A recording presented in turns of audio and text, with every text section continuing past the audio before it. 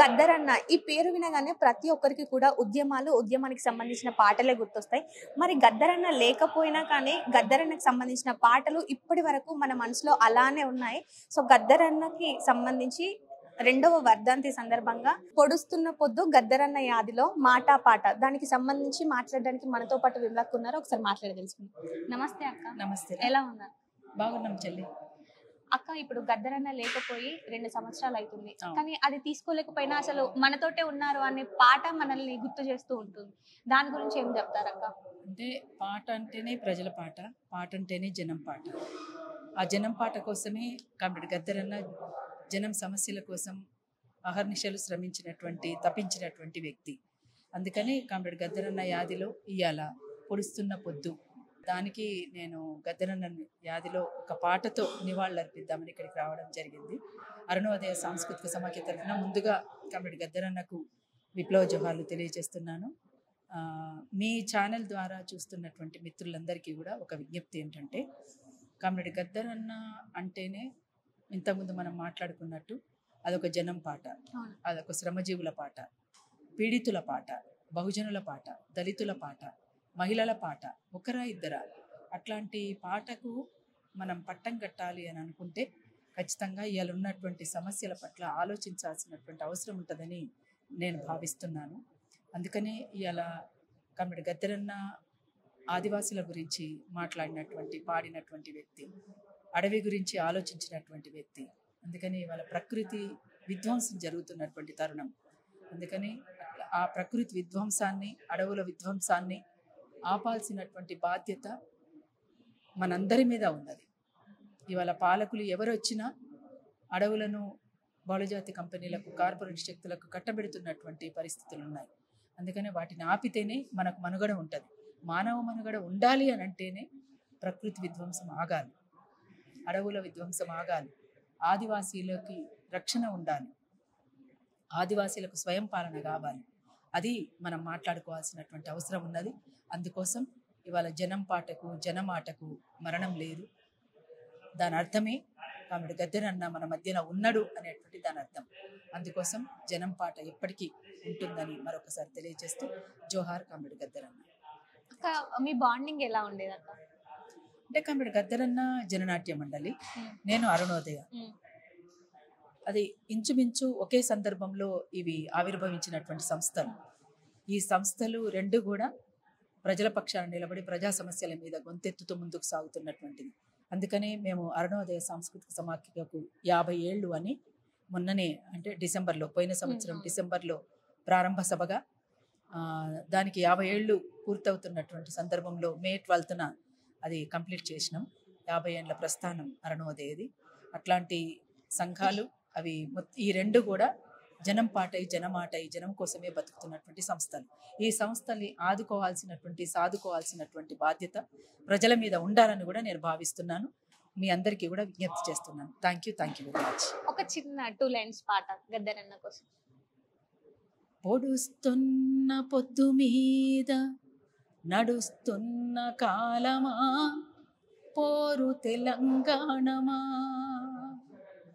పోరు తెలంగాణమా, కోట్లాది ప్రాణమా, కోట్లాది ప్రాణమా, కోట్లాది ప్రాణమా. Thank you. అన్న, గద్దరన్న లేరు అనే విషయాన్ని ఎవరు తీసుకోలేకపోతున్నారు. అంటే గద్దరన్న లేకపోయినా కానీ పాట రూపంలో మనలోనే ఉన్నారు, మన మనసులో ఉన్నారు అనేసి అనుకుంటున్నాం. సో గద్దరన్న చనిపోయి 2 సంవత్సరాలు అవుతుంది, కానీ పాట రూపంలో మన మధ్య తిరుగుతున్నారు. గద్దరన్న గురించి మీ మాటలో ఒక 2 మాటలు చెప్పండి. గద్దరన్న మనమున్నా లేకపోయినా తన పోయిండు. రేపు ఎన్ని తరాలు ఉన్నా పోయినా గద్దరన్న పాట, గద్దరన్న ఆలోచన విధానం అయితే జనం లోపట ఎప్పటికీ ఉంటుంది.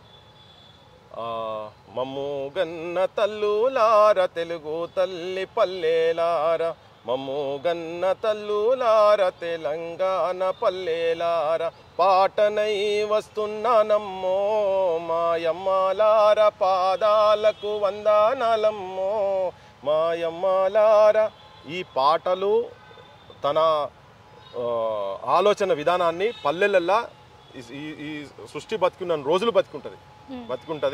ఆయనే జీవించినప్పుడు ఉన్నటువంటి పరిస్థితుల మీద ప్రతి ఒక్క అంశం మీద ప్రతి ఒక్కరి గుండెని తట్టుకుంటూ ప్రతి ఒక్క సమస్య మీద ఏ పల్లెల్లో నువ్వు గోండుగూడాలు కావచ్చు, చెంచు పెంటలు కావచ్చు, దళిత వాడలలో కావచ్చు, అగ్రకులాలకు సంబంధించినటువంటి సమస్యలు కావచ్చు, యావత్ సమాజంలో ఉన్నటువంటి అన్ని సమస్యల మీద ఆయన రాసినటువంటి సాహిత్యము బతికే ఉంటుంది. సమస్యలు ఉన్నంత కాలము మా బొట్టులో మాట్లాడుతూనే ఉంటాం, పాడుతూనే ఉంటాం. ఇది ఒక నిరంతర ప్రక్రియ. తన ఏదైతే సమాజం ఎట్లుండాలని చెప్పని ఏదైతే ఆలోచన తన లోపల ఉండేనో అది సహకారం అయ్యేంత మటుకు ఆయన పాటలు జనం నాలుకల మీద ఎప్పటికీ వల్లిస్తూనే ఉంటాం. ఆయన ఒక స్ఫూర్తి. యాక్చువల్గా ఏంటంటే ఆయన ఒక లెజెండ్. స్వతహా ఆయన లైఫ్లో ఉన్నప్పటికీ అంతకుముందు ఉన్నటువంటి కాలానికి తర్వాత తన బతికినప్పటికీ తన ఒక అంచనా వేసుకొని సమస్యలు, అందులో ముఖ్యంగా తెలంగాణ సమస్యలు, పేదోళ్ళ సమస్యల గురించి ఆయన ఏదైతే స్పందించిండో, ఆయన రాయనటువంటి లైన్ ఏది లేదంటే మానవ సంబంధాల మీద, విలువలతో ఉన్నటువంటి జీవితాల మీద తన డిఫరెంట్ పాటలు ఏవైతే ఉన్నాయో ఆ పాటలు సజీవంగా నిలిచిపోతాయి. పుస్తకాలు అనేటివి ఉన్నంత కాలము, ఈవెన్ డిజిటైజ్లో అయిన తర్వాత కూడా వాటిల్లో పెట్టినంత కాలం అవి జనం లోపల బతుకుతూనే ఉంటుంది. వాటికి సావు అనేది ఉండదు. గద్దరన్న శారీరకంగా పోవచ్చు కానీ గద్దరన్న సాహిత్యం ఎప్పటికీ ఈ ప్రపంచం బతుకున్నంత కాలం ఉంటుంది అనేది చెప్పదలుచుకున్నాను. అన్న ప్రతి ఒక్కరు కూడా గద్దరన్న అనగానే ప్రతి ఒక్కరికి ఉద్యమాలు, ఉద్యమ పాటలు, ఉద్యమంలో ఆ టైంలో చేసిన పోరాటాలు ఇవే గుర్తొస్తాయి. సో ఎవరితో ఆయన మాట్లాడినప్పుడు గద్దరన్నతో బాండింగ్ ఇలా ఉండేది అని చెప్తుంటారు. మీ బాండింగ్ ఎలా ఉండేదన్న? నాకు ఉద్యమాలు ఆయనతో ఫిజికల్గా కలిసి కూడా నేను కొన్ని ఏళ్ళు ట్రావెల్ చేసినాం. తెలంగాణ ఉద్యమం కావచ్చు, ఓపెన్ కాస్ట్లకు సమస్యలు కావచ్చు, ఈ సమస్య ఆ సమస్య అనేది కాకుండా ఎక్కడ ఏదున్నా విద్యార్థులకు సంబంధించినటువంటి అంశాలు కావచ్చు, నిరుద్యోగులకు సంబంధించినటువంటి అంశాలు కావచ్చు, ప్రతి దాని మీద చాలా వేదికల మీద మేము వేదికలు పంచుకున్నాం. చాలా కొన్ని వేల కిలోమీటర్లు తనతో నేను ట్రావెల్ చేసిన.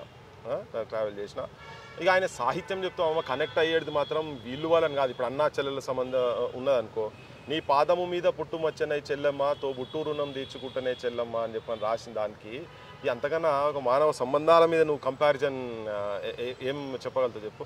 అట్లా ఆయన అందరితోటి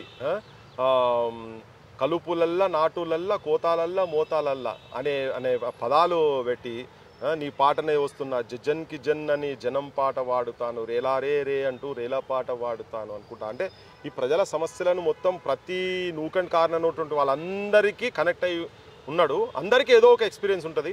నా వ్యక్తిగత అనుభవం అయితే ఆయన తెలంగాణ మూమెంట్లో నేను చాలా డీప్గా తనతోని తిరిగినటువంటి వాళ్ళు.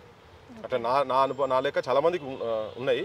చచ్చిపోయేటప్పుడు నాకు అన్నిటికన్నా ఎక్కువ ఏంటంటే చచ్చిపోయినటువంటి కుటుంబాల దగ్గరికి మాత్రం నేను చాలా కుటుంబాలు తిరిగాను. చాలా అంటే చాలా కుటుంబాలకు తిరిగినాం. వాళ్ళ దగ్గర పోయిన వాళ్ళకి నివాళులు అర్పించినాం. చేతులలో దీపం పెట్టుకొని వాళ్ళకు నివాళులు అర్పించుకుంటా, పాటలు పాడుకుంటా, వందనాలు రో మా బిడ్డల్లారా మీకు తెలంగాణ వందనాలు రో, అంబేద్కర్ నలుముకొని జగ్జీవన్కు దండం పెట్టి నువ్వు జై తెలంగాణ అన్నవో అని మా బిడ్డల్లారా అనుకుంటే ఇట్లా పాటలు పాడుకుంటా ఈ కుటుంబాల ఇళ్ళలకు వాటికి కూడా నేను చాలామంది కుటుంబాల దగ్గరికి నేను వాళ్ళ దగ్గరికి అన్నం తీసుకుపోయినా. అదొక నాకు ఒక మర్చిపోలేని అన్నతోని ట్రావెల్ చేసిన దాంట్లో అదొక ఇంపార్టెంట్ ఘట్టం. అపార్ట్ ఫ్రమ్ మీటింగ్స్, మూమెంట్స్ అన్ని పక్క కొడితే ఆ కుటుంబాల దగ్గరికి నేను అన్నం తీసుకుపోవడం అదనేది ఒకటి జ్ఞాపకం ఉండేటువంటి ఘట్టం. అది గద్దరన్న గురించి మీ మాటల్లో చెప్పండి. గద్దరన్న తెలంగాణ ప్రాంతంలో యావత్ ఉద్యమ, తెలంగాణ రైతాంగ సాయుధ పోరాటం నుంచి అదేవిధంగా ప్రత్యేక తెలంగాణ రాష్ట్రం కోసము మరి దొరల భూస్వాముల ఈ చెర నుంచి నిరుపేదల్ని, బడుగు బలహీన వర్గాలని రక్షించడం కోసం తన పాట ఒక ఆయుధంగా మలిసి యావత్ ఉమ్మడి ఆంధ్రప్రదేశ్గా ఉన్నప్పుడు ప్రాంతం నుంచి ఆంధ్ర అయితేంది, తెలంగాణ అయితేంది, రాయలసీమ అయితేంది, గద్దరన్న అంటే ఛత్తీస్గఢ్ అయితేంది, ఒరిస్సా అయితేంది, ఈ ప్రాంతాలకు గద్దర్ అనే వ్యక్తి, గుమ్మడి విఠలన్న అనే వ్యక్తి అనేది తెలియని వ్యక్తి ఇప్పటి వరకు లేరు. తన ఒక పాట ఒక తూటలాగా పేలి ఈ సమాజంలో ఉన్నటువంటి అన్యాయాలను, అక్రమాలను అరికడుతందుకు పాట ఒక ఆయుధంగా మలిసి మరి రాసి పాడి ఈ వ్యవస్థను ఇట్లా కాదు ఉండేది ఇట్లా అని చెప్పేసిన వ్యక్తి గద్దరన్న. తూట తన వెన్నులో దిగినప్పటికి కూడా పాటను ఏ రోజు కూడా చనిపోయే చివరి క్షణాల వరకు కూడా పాటను విడవలేదు. కలామ తల్లి ముద్దుబిడ్డ గద్దరన్న గురించి ఎంత చెప్పినా తక్కువే. గద్దరన్న కోసం ఒక పాట పాడు. పొద్దు పొడుపు నువ్వేలే నా గద్దరన్న, అడవికి ముద్దు కొడుకు నువ్వేలే అన్న గద్దరన్న, ఏడగాన రాకపోతివన్న గద్దరన్న, నువ్వేనాడైనా రాకపోతవన్న గద్దరన్న. ఆ చెట్ల కొమ్మలే అన్నదమ్ములాయే గద్దరన్న, ఆ